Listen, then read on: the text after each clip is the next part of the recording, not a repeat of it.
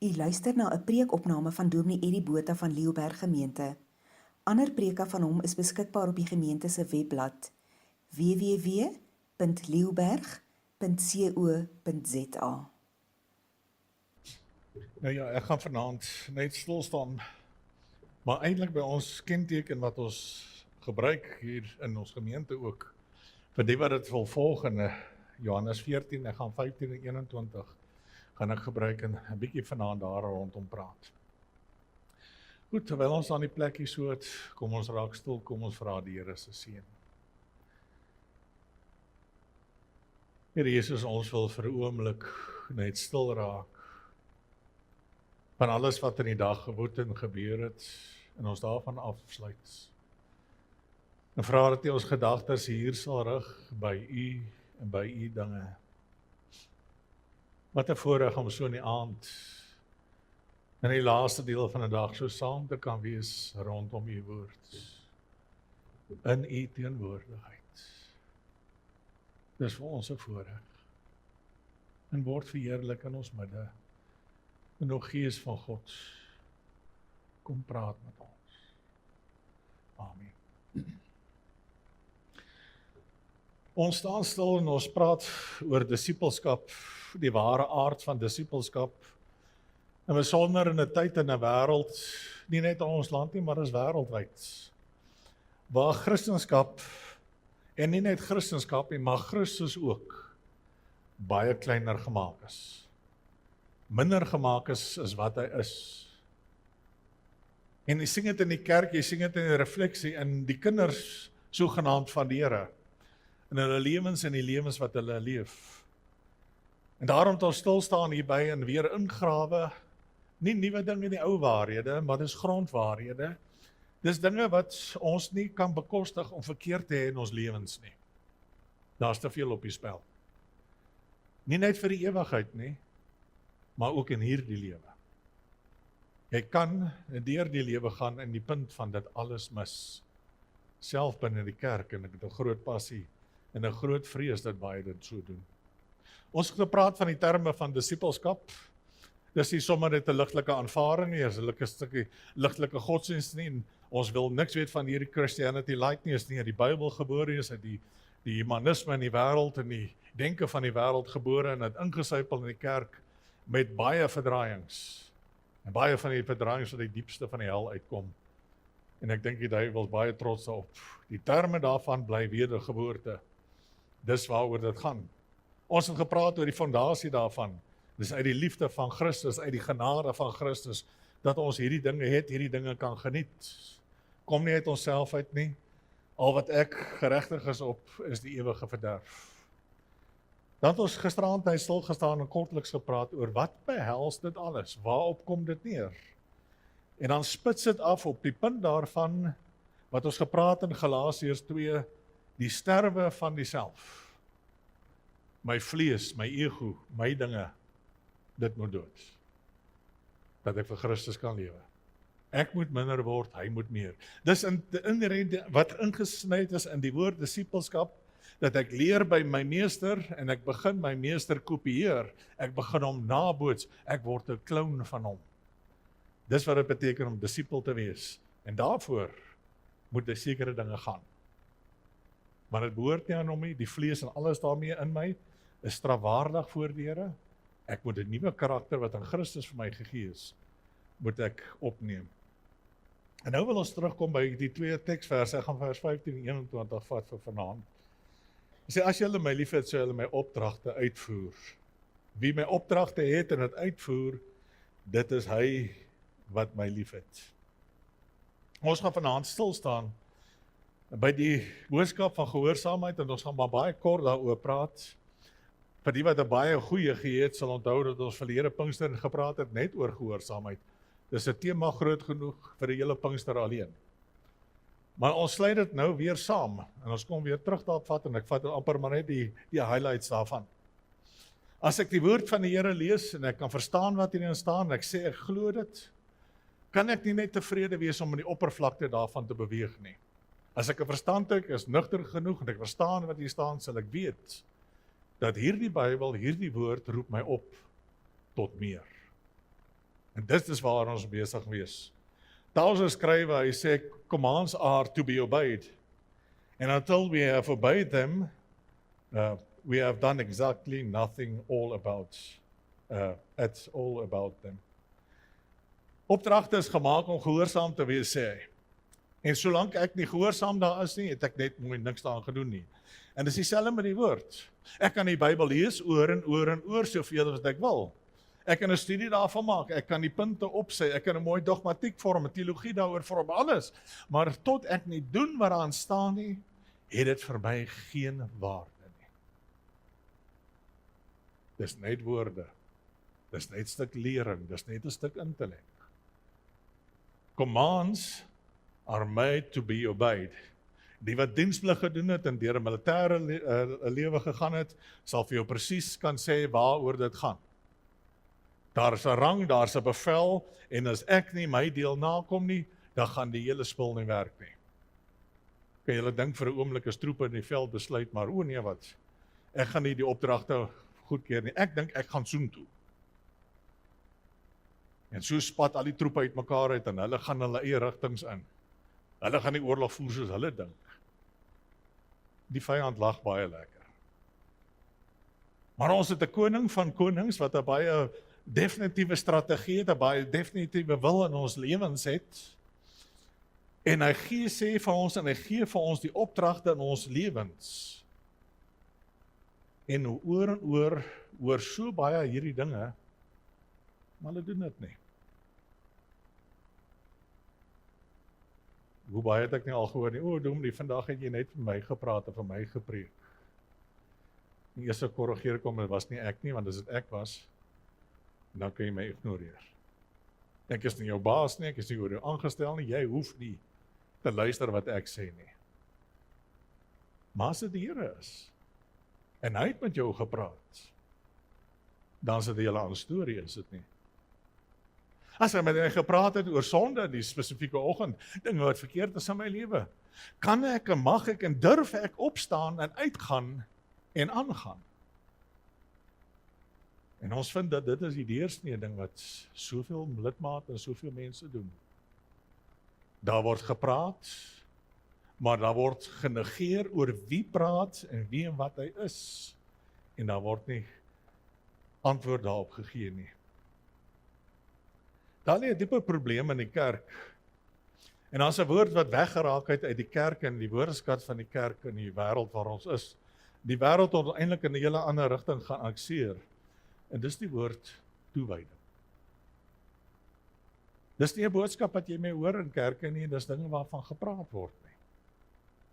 As ons kyk in die Woordeboek en hy beskryf toewyding, dan gaan dit iets wees soos dit, toegewy aan die diens en aanbidding van 'n goddelike wese. En aan die ander kant, een kant gesit vir 'n baie spesifieke diens of 'n baie spesifieke gebruik. Dis die woord toewyding. En dan kan jy sien, toewyding is eintlik 'n Bybelse woord. En is 'n woord en 'n begrip wat dwars deur die hele Bybel voorkom. Hebreërs 11 hou voor die geloofshelde. Wat maak hulle geloofshelde? Hulle toewyding. Hulle diens wat hulle het aan hulle God, hulle koning. Die bruikbaar wat hulle het voor hom.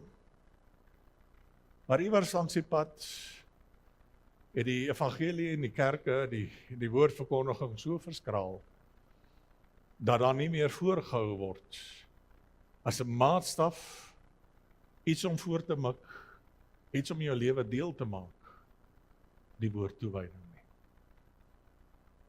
Die wêreld het die woord geskaak. Ek hoor dat hulle praat van die ou, hy's 'n baie toegewyde klimatoloog, klimaatsou, hy's baie toegewyd aan global warming. Nou weet julle wat bedoel hulle, né? Ek sing as hy sê baie toegewyd aan global warming, ek sing 'n bunny hugger of 'n tree hugger.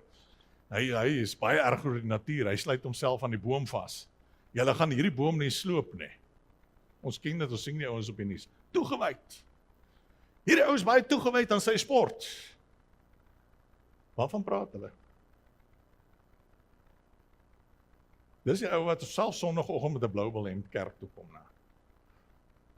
in die Vrystaat. Dis toewyding. Hoekom het 'n wêreld 'n woord gevat wat baie spesifiek vir Christene bedoel is, wat 'n heilige woord is, en eintlik op geen ander terrein toegepas mag word as in my verhouding met God nie. Daar is niks op hierdie hele aarde wat 'n mens se toewyding waardig is nie. Nou is ek amper stout om te sê, selfs nie die blou bulle nie. Maar ek kan dit nie sê nie, want ek is nie 'n blou bil ondersteuner nie, so dit my woorde sal ek sê nie. Nou. Maar as mense fanaties is oor wêreldse dinge, en daai wêreldse dinge absorbeer hulle so, en vat hulle volle toewyding. Wie kort my volle toewyding? Wie vra my toewyding? God. En niks anders dan die skepping is waardig, om die een wat my gemaak het vir sy glorie en sy eer, om hierdie toewyding van my te ontvang nie. Ek is gemaak en geskape om aan hom toegewy te wees. Dis my skepingsdoel. Adam en Eva het die pad byster geraak in Christus, bring hy ons terug, as ons weer 'n toegewyde lewe kan hê. Paulus skryf net so 'n bietjie verder aan, hy sê ook hieroor, only God is worthy of the soul that he has made in his own image. To devote our lives to any other cause, however worthy, is to sell ourselves short. Niemand is my of jou toewyding waardig of so waardig, soos my Skepper en my Verlosser.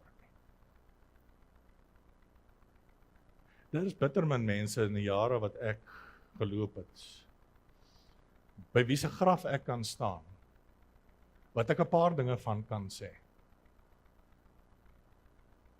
Dat hierdie was 'n man van God, 'n vrou van God. Goeie Christen, kerkganger, al daai tipe dinge. Maar by uitstek, hierdie was 'n toegewyde kind van die Here.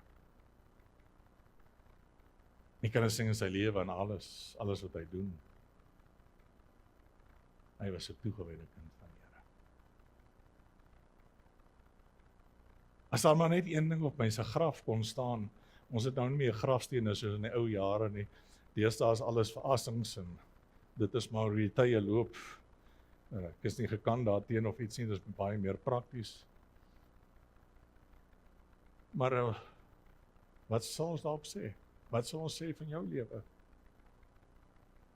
Die vraag is, wat sal julle sê van my lewe? Iemand anderste van jou lewe. Het is baie maklik dat ek vir myself 'n titel wil toeskryf. Kan my kinders dit vir my toeskryf? Kan my bediende wat in die huis dit van my sê? My werksmense. Hoe weet jy by die werk die ou se bloubil ondersteuner? Ja, 'n legio van maniere, nee. Dit pop altyd iewers uit. As die gesprek kan, is hy daar. Nou. Is ek 'n toegewyde kind van die Here. Hy is op sy gelukkigste as hy praat en besig is met die Here en die dinge van die Here. Dis waar ons vreugde vind. Ek het dit so geniet om my pa, selfs in die laaste jare, terwyl hy nou net in die Bethlehem was, maar hy is dan nog tot op die einde redelik by gewees, om te sit en praat oor die Here en die dinge van die Here. Nie teologie en dogmatiek nie, die Here, Christus, persoon.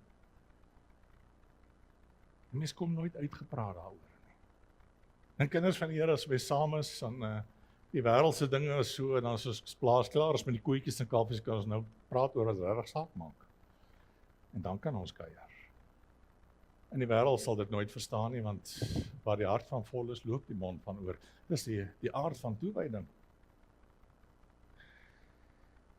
Die probleem is ons het in Christendom en Christianity Light, is ons siening van Christus en die persoon en wie en wat hy is, en ons toewyding aan hom en ons gehoorsaamheid hom, want die twee loop hand aan hand en is onlosmaaklik deel van mekaar. Wanneer Christus kleiner word en minder word, dan raak my toewyding en my gehoorsaamheid ook kleiner en minder. Dan is dit wanneer ek begin besluit wat ek gaan gehoorsaam aan wees en wat nie. Stel jouself vir 'n oomblik in. Julle is in die middel van 'n oorlog, en 'n skermutseling en dit gaan rof om julle. My luitenant wat my altyd nog gevoer het en voor ons uitgestap het, was 'n gesoute en ervare man. En as hy sê, gaan na links, gaan na regs, lê hier, staan daar, doen dit, is jy daar, as ek nie daar is ek dood. En daar tref die cool luitenant. En my javelvriend hier langs my, wat nie eers 2 stukke draad aan mekaar kan voet nie, hy is nou volgende in lyn. Hy is nou die luitenant. Hy sê vir my, gaan links. Wat is jou eerste reaksie?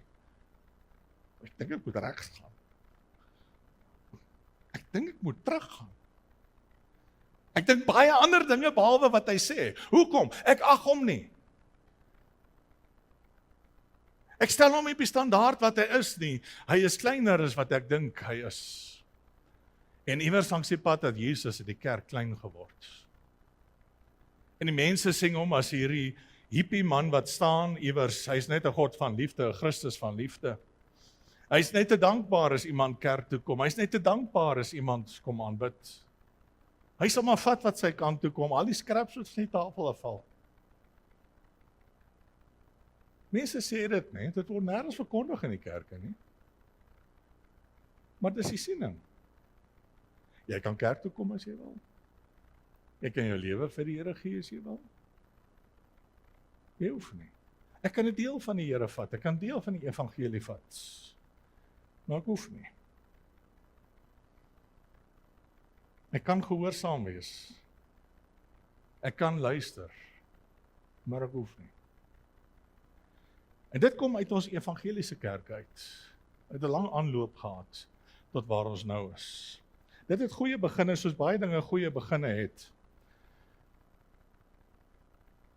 Die oproep, die altarkol wat maar oorgevloei het uit Amerika uit. 'n Prediking wat gegee word en dan word jy tot jou opgeroep, kom gee jou lewe vir die Here Jesus en staan op en kom gee jou lewe, kom vorentoe.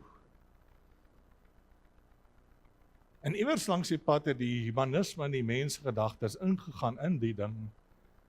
Sê, maar jy kan vorentoe kom. Die Here vat almal.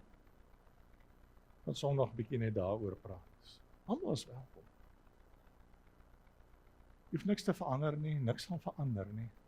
Ek gaan niks van jou verwag, niks nog prys, ek kom net vorentoe. En so word Christus gedeel.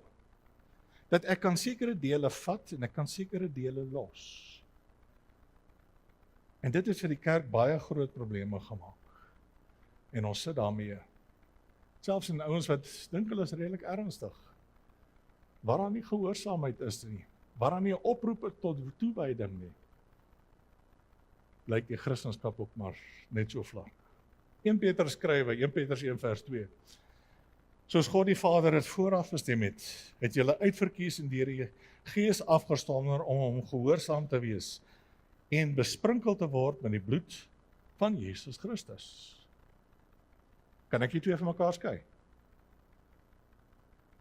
Wat gebeur in die evangeliese kerk, dat dit word omgedraai hier? Kom vorentoe en word besprinkel met die bloed van Christus. Kom vorentoe, kom ontvang vergifnis. En dit is 'n belangrike deel. Maar as daar nie 'n gehoorsaamheid is nie, en as ek vat gisterand, as daar nie 'n prys is, 'n opoffering begee nie, ek kan nie 'n deel vat en 'n ander deel los nie. In elk geval die Bybel sê, ek moet nie vorentoe kom en glo in die werk van die Here Jesus Christus nie, want dis eintlik wat hulle sê. Glo in die verlossingswerk van Christus, glo in sy vrymaking.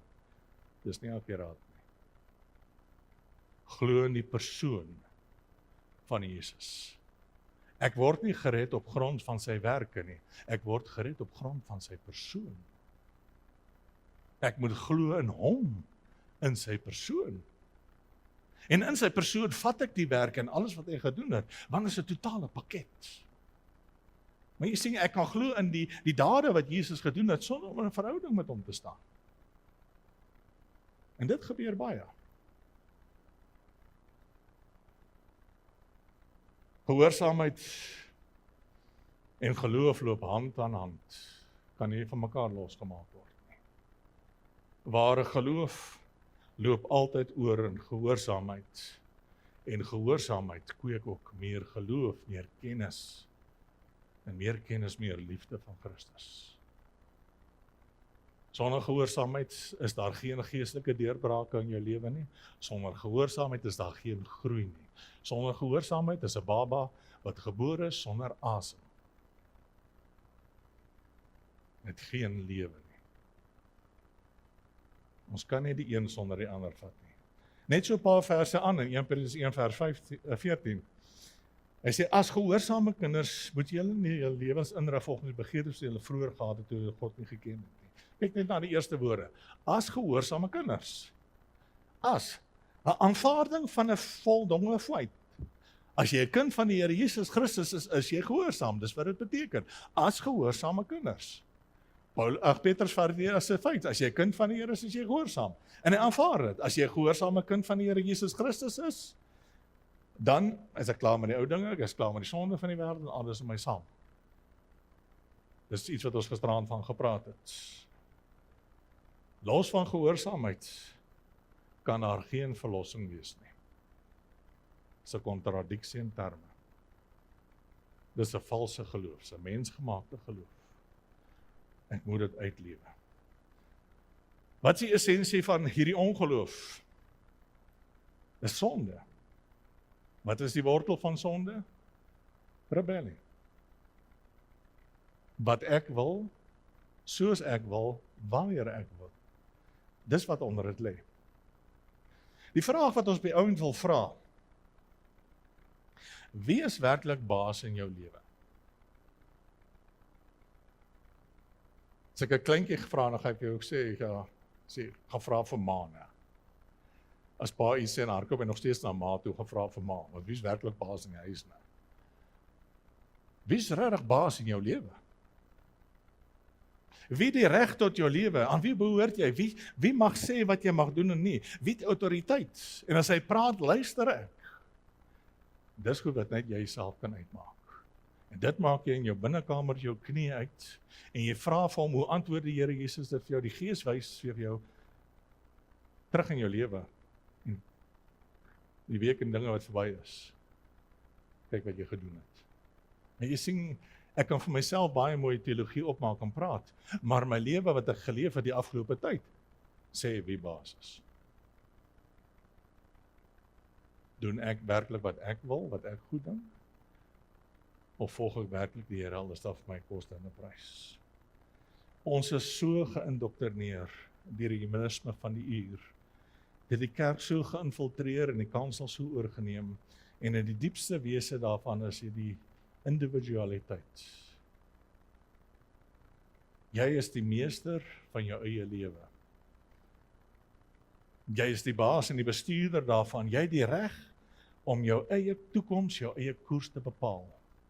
Ons hoor dit. Woke is 'n individualisme op steroids. En ek gaan verder as om vir jou te sê, maar as jy besluit jy is 'n meisietjie, dan is jy 'n meisietjie. As jy besluit jy is 'n battleship, dan is jy 'n battleship. Ek weet nie waar jy vanaand gaan park nie, maar jy kan enigiets wees. Hoe absurd het die wêreld nie geword met hulle filosofie?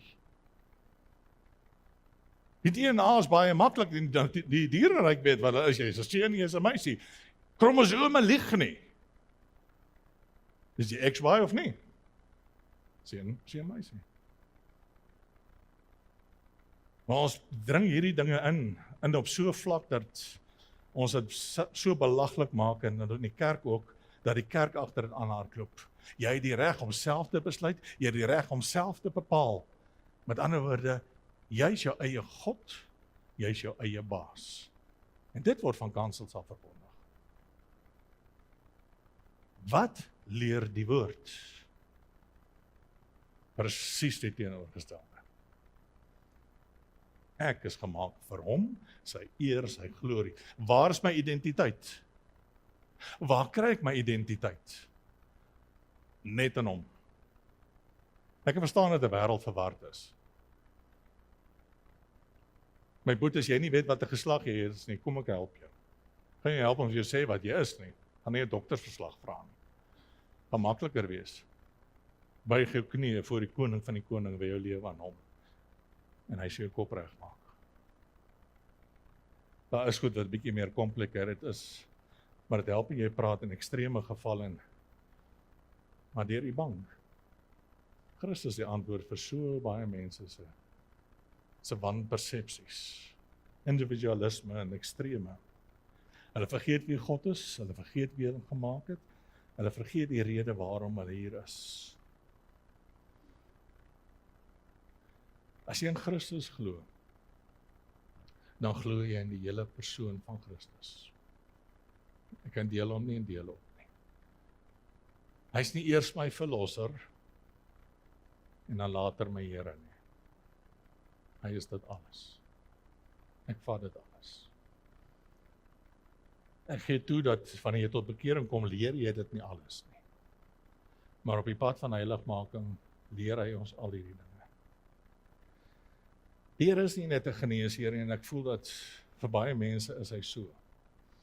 Net wanneer ek 'n probleem het. Daar's min dinge wat 'n dokter so omkrap. Dis waar jy sal van getuig is wanneer 'n pasiënt na jou toe kom en hy sê wat's fout met hom. Maar die dokter weet hoe complicated is, hoe baie daar is. Jy mag dalk reg wees, want dit is goed is wat jy ervaar het in die verlede. Maar ons kom baie keer na Christus toe, dat hy my kan fix.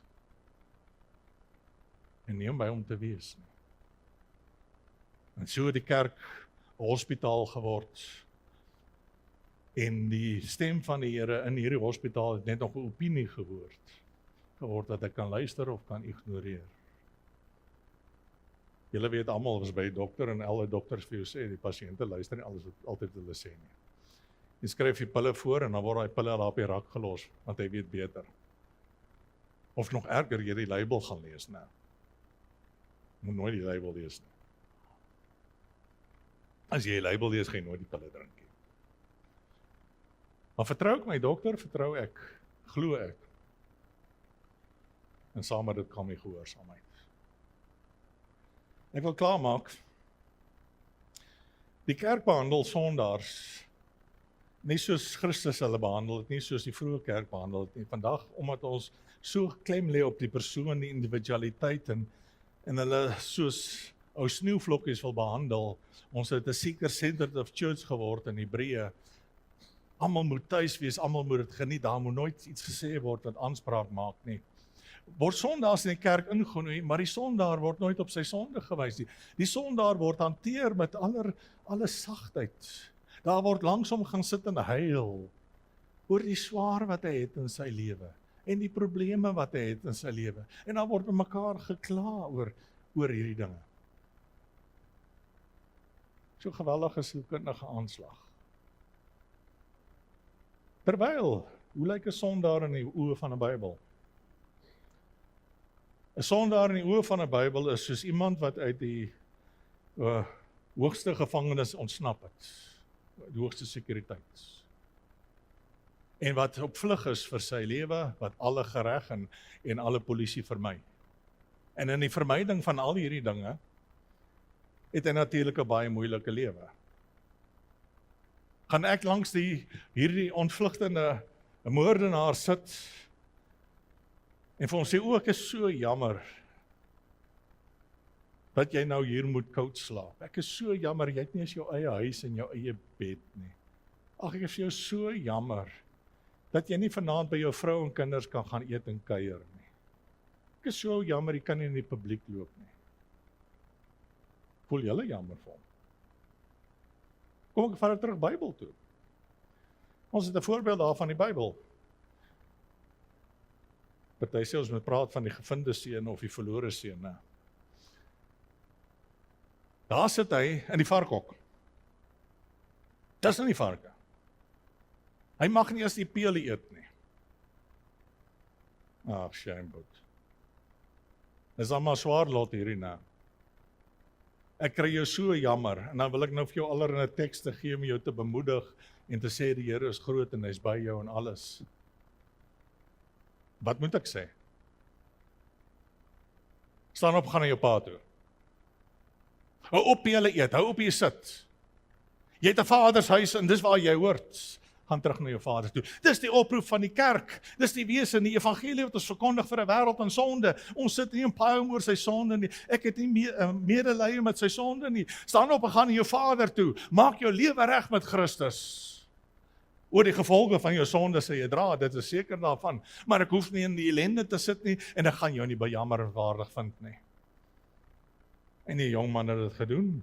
Lukas 15. Ek sal dadelik na my pa toe teruggaan vir hom sê, pa, teen God en teen pa het ek gesondig. Ek is nie werd om pa se seun genoem te word nie. Behandel my soos een van die dagloners. Maas berou. Ek weet wat ek is, weet wat ek moet hê. Maar ons weet ook wat sê hierdie teks, né? Ek voel ook, Here, ek is die hemel nie waardig nie. As ek daar by die poort van die hemel inkom, net daar agter die deur om die hoekie, ek sal daar staan. Ek is happy net daar. Solank ek binne is. Wat sê my vader? Kom aan. Steek vir hom ringe aan, trek vir hom die klere aan. Daar's 'n gehoorsaamheid, daar's 'n deel van toewyding wat die Here van ons vra. En dit gaan oor 'n verhouding met hom. Is hy jou koning, is hy jou Here. Ek kan nie 'n deel van hom vat en 'n deel los nie. Die Bybel roep my op tot bekering, hy roep my op om terug te kom na hom, hy roep my op tot 'n nuwe lewe in hom, hy roep my op om my ou lewe en dinge oor te gee. Ons kan nie die ander ouens sis wat albei wil hê nie. Wat halfpad wil hardloop nie. 'n deeltjie wil gee nie. Hierdie lewe by ek aan u. Dis nie nou meer ek wat lewe nie, maar Christus wat in my lewe. Daar ons sluit af. In repentance, we reverse that relationship and we fully submit to the word of God and the will of God as obedient children. Ons hou op met daai ou lewe. Ons verander die verhouding. U is my Here, U is my God. Ek onderwerp my aan U woord. Ek onderwerp my aan U wil. Spreek, Here. U kind luister. Kinders van die Here moet nooit laat dit net vir jou woorde wees nie. Daar moet dit dood erns wees. Elke keer as die Here met my praat, hoor ek dit en ek implementeer dit. Want hy is nie net my verlosser nie, hy is my Here. Hy is my koning. En hy verwag niks anders van my nie. Ek kan nie en ek mag nie om net gedeeltelik dien en vat wat ek is nie. Daar's 'n keuse wat ons moet maak. En so laaste woord daaroor het. Dis 'n keuse wat by jou lê. Gaan ek luister? Gaan ek gehoor gee? Ek kan die hele Pinkster bywoon. Elke aand geniet en getuig, die Here was vanaand daar, en was heerlik om sy teenwoordigheid te wees. En die Pinkster gaan, en ek val terug in my ou patrone. Jy kan dit kies. Baie doen dit ook. Maar daar's gevolge saam met verkeerde keuses. Of ek maak 'n besluit daarvoor. Ek onthou Jonathan Edwards, hy het baie keer gesê, I resolve to. Dan besluit hy. Dit gaan hy in sy lewe doen. En vanaand, I resolve to be a obedient child. Weereens vanaand vars. Gehoorsaamheid, Here, is vir my van kardinale belang. U is God, U weet beter. U weet die beste en U wil ook die beste. So as dit vir my moeilik, as dit hard, laat ek U stem hoor, en ek wil, ek sal daarop reageer.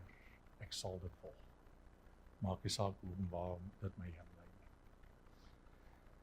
Here Jesus, ek sê vir U dankie, dat U sulke bemoeienis in ons lewens maak.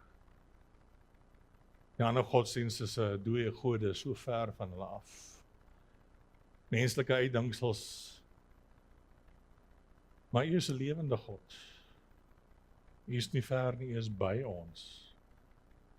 U staan in 'n lewende verhouding met U kinders en U praat met ons.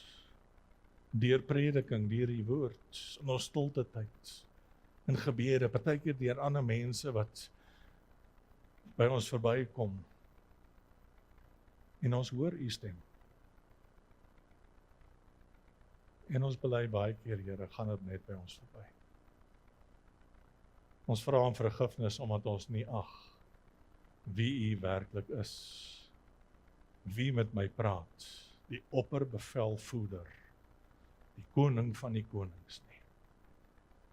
Dat ek nie genoeg vrees vir U het nie genoeg agting vir U het nie, en daarom ook nie groot genoeg toewyding nie. Ek bid vir my toewyding, dat dit net meer en meer sal toeneem, my hele lewe in beslag sal neem, om gehoorsaam te wees aan dit wat U vir ons sê en dit wat U vra. Al is daar 'n prys, al is daar 'n kruis vir ons, want U is God. U is my Here.